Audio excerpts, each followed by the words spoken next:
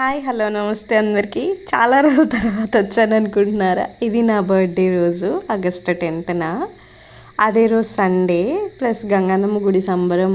అంటే మీకు ఉంటుంది కదా, శ్రావణ మాసంలో కార్తీక మాసంలో మన గ్రామ దేవతలకి కుల దేవతలకి మనం పెట్టుకుంటాం కదా. అలాగే మా ఊర్లో కూడా నేను మా అమ్మ వాళ్ళు పెట్టుకుంటుంటే వెళ్ళి అటెండ్ అయ్యాను.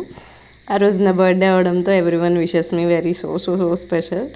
అండ్ మేము అక్కడ సరదాగా వెళ్ళి పూజ చేసుకొని మా అమ్మ వాళ్ళ ఇంటికి వెళ్ళి టిఫిన్ చేసి మా ఇంటికి వచ్చి నా బర్త్డే పార్టీ సెలబ్రేట్ చేసుకున్నాం. దట్ వాస్ ఇయర్ నా బర్త్డే అనేది నాకు రీబర్త్ అనమాట.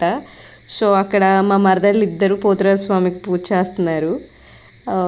వాళ్ళకి నేను మా పిన్ని గైడ్ చేస్తున్నాను. ఎందుకంటే మా నాన్నగారు లేకపోవడం వల్ల నా చిన్నప్పటి నుంచి కూడా నేను ఆ గంగన్నమ్మకి నేనే పూజ చేస్తుండేదాన్ని. మా అమ్మ నాకు అన్నీ అరేంజ్ చేస్తూ ఉండేది. హార్డ్ డేస్ అండి, కష్టాలు ఎప్పుడు అలానే ఉండవు అనిపిస్తుంది. ఇప్పుడు మా మా పెద్ద కూతురు పూజిత అని మేము అలా ఫీల్ అవుతాం. మా తమ్ముడు వైఫ్ని, అది కూడా మాతో అలానే ఉంటుంది. అండ్ మేమందరం ఒక దగ్గర ఉన్నామంటే ఆ ఫన్ లెవెల్ వేరే ఉంటాయి. అండ్ ఆబ్వియస్లీ అందరిలో నేనే కొంచెం డామినేట్ చేస్తూ ఉన్నట్టు ఉంటుంది, కానీ I'm the one take the leadership quality అనమాట. మా చిన్న పాప ఎక్కడికైనా పిల్లలకి బయటకు వెళ్తే ముందు గుర్తొచ్చేది ఫుడ్. అందులో మా అమ్మాయికి ఎప్పుడు బయట ఉన్నా తింటూనే ఉంటుందండి మా గీతిక. సో అయిపోయింది కొన్ని మెమరబుల్ మూమెంట్స్. మా పిల్లలు ఇద్దరు పెద్ద అయిపోయారు నా ముందే.